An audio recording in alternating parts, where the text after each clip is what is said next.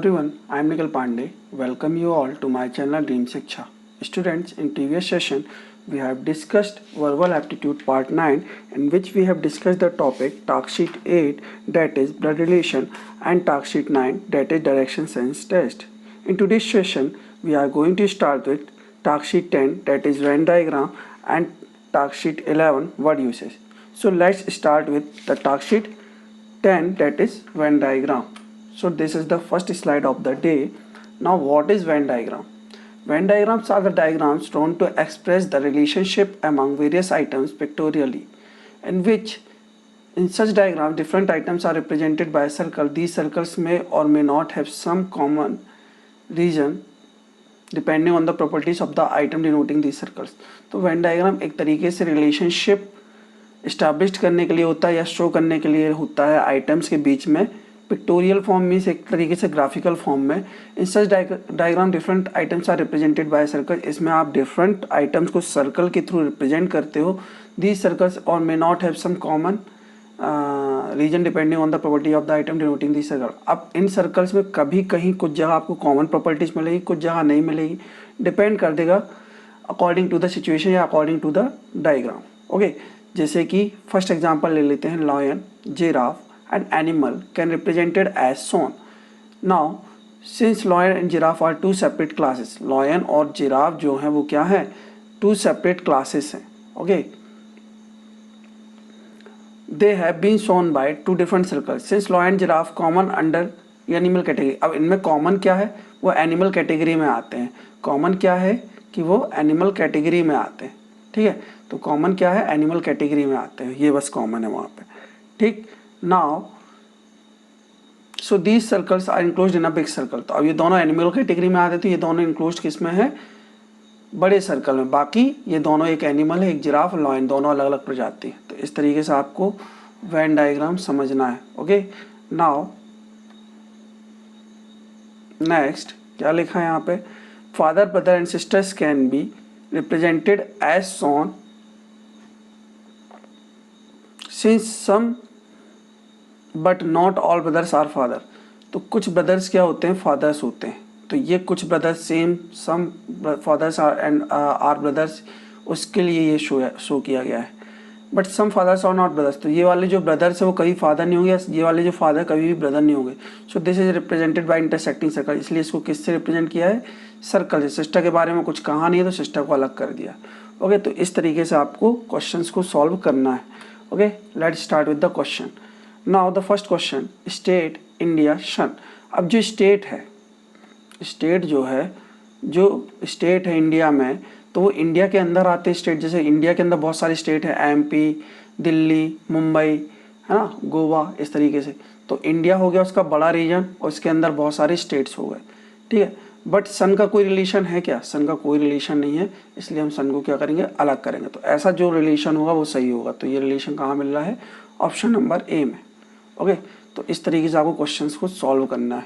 Okay, screenshot ले लीजिएगा ताकि आपको बेहतर समझ में आ सके. ओके, मज़ा आ रहा है तो फटाफट से वीडियो लाइक कर दीजिए ताकि और मज़े कर सकें. ओके, चलिए next question. Now bird, crow, woodpecker. अब bird, crow, woodpecker. Crow क्या है, एक तरीके का बर्ड का ही फॉर्म है ना. और वुड पैकर क्या है, ये भी वर्ड है. वुड पैकर क्या है, ये भी एक वर्ड है. ठीक है, क्या है, ये एक बर्ड. दोनों अलग अलग प्रजाति हैं, बट दोनों क्या है, बर्ड्स हैं. दोनों क्या हैं, बर्ड्स हैं. इसलिए दोनों किस में आएंगे, बड़े गोले में. ऐसा कोई रिलेशन दिखेगा तो सही होगा, जो कि हमें दिख रहा है. कहाँ पे दिख रहा है, ए में ही दिख रहा है. ठीक है, तो क्रो एक बर्ड है, वुड पैकर भी एक बर्ड है, बट दोनों किसकी कैटेगरी में आते हैं, किसके अंडर आते हैं, बर्ड की कैटेगरी में आते हैं. इसलिए इस तरीके से शो किया गया है. आया समझ में, आई होप आपको मज़ा आ रहा होगा, समझ में आ रहा होगा. ठीक है, चलते हैं नेक्स्ट क्वेश्चन की तरफ.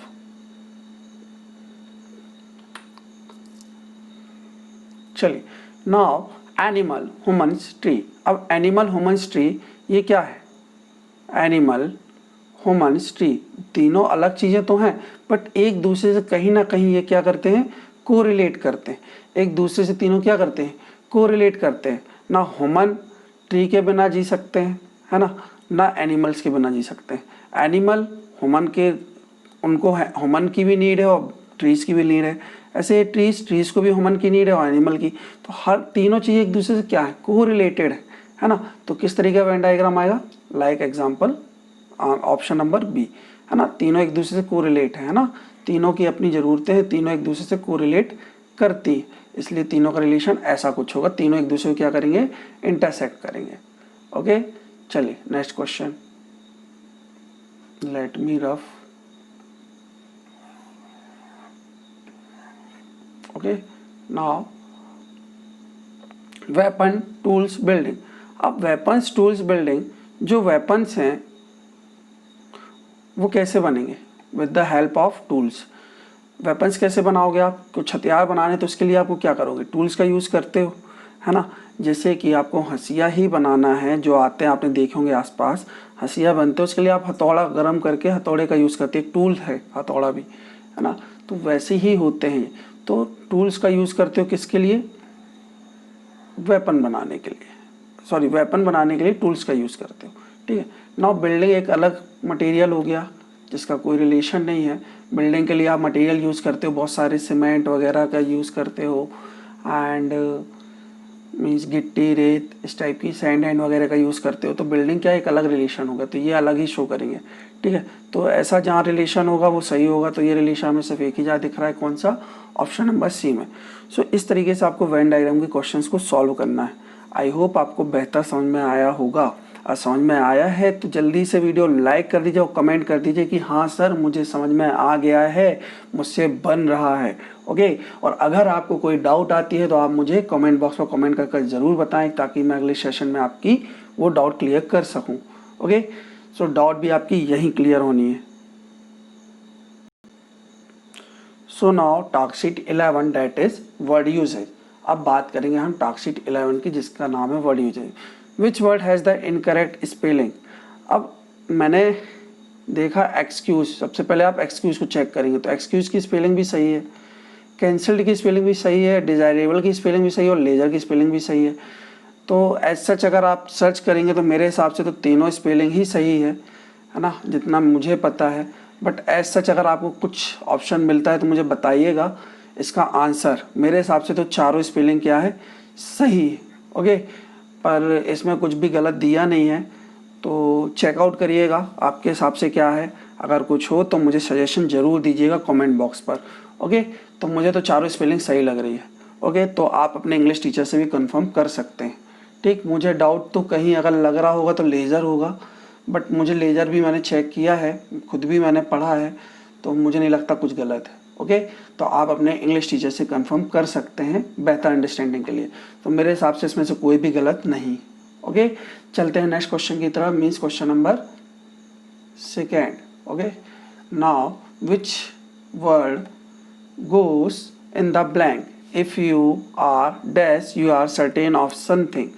तो इफ़ यू आर क्या होगा, कॉन्फिडेंट। अगर आप कॉन्फिडेंट होंगे तो ही आप कुछ, तो ही आप क्या होंगे, निश्चिंत हो सकते हैं। तो इफ़ यू आर कॉन्फिडेंट, अगर आपको कॉन्फिडेंस है तो आप निश्चिंत भी होंगे, ठीक है। तो इसका आंसर होना चाहिए कॉन्फिडेंट, है ना। If you are confident you are certain of something. Which word is the odd one. अब इसमें से कौन सा वर्ड ऑड वन है। एक तरीके से एडिक्वेट की मीनिंग भी एक तरीके से प्रॉपर होती है या संतुष्ट टाइप की होती है, सेटिस्फैक्ट्री भी संतुष्ट होना होता है, ठीक है ना, और सीटेबल की भी मीनिंग लगभग सेम होती है, प्रॉपर। तो ये तीनों मीनिंग जो है एक दूसरे से सेम है कहीं ना कहीं। बट एलिवेट क्या होता है, चढ़ाई चढ़ना टाइप का होता है, चढ़ाई चढ़ना, है ना। तो यहाँ पे जो सबसे ऑड वन जो है वो है एलिवेट, तो एलिवेट ऑप्शन गलत होगा, ठीक है। एक तरीके से इनकी मीनिंग देखी जाए तीनों एक दूसरे से रिलेट करती हैं, बट एलिवेट एक किसी से भी रिलेट नहीं करता है। तो ऑप्शन नंबर डी होगा, यहाँ पे क्या होगा, ऑप्शन नंबर डी होगा। तो इस तरीके से क्वेश्चन को सॉल्व करना है। Okay, what is the second word in this jumbled sentence when it is in the proper order rolling gather a stone most number। अब आप जब इसको प्रॉपर ऑर्डर में करोगे तो क्या होगा बताइए। तो सेकेंड ऑर्डर पे आएगा rolling stone gather no stone moss, इस टाइप का कुछ रिलेशन बनेगा यहाँ पे। Rolling stone